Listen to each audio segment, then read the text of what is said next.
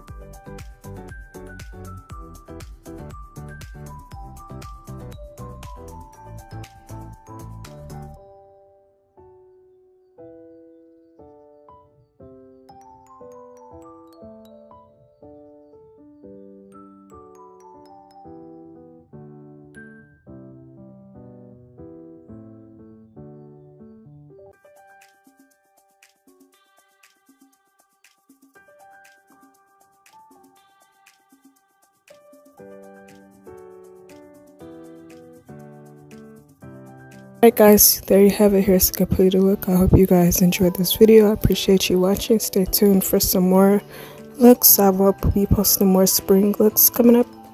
Love you guys. Be safe out there. Bye.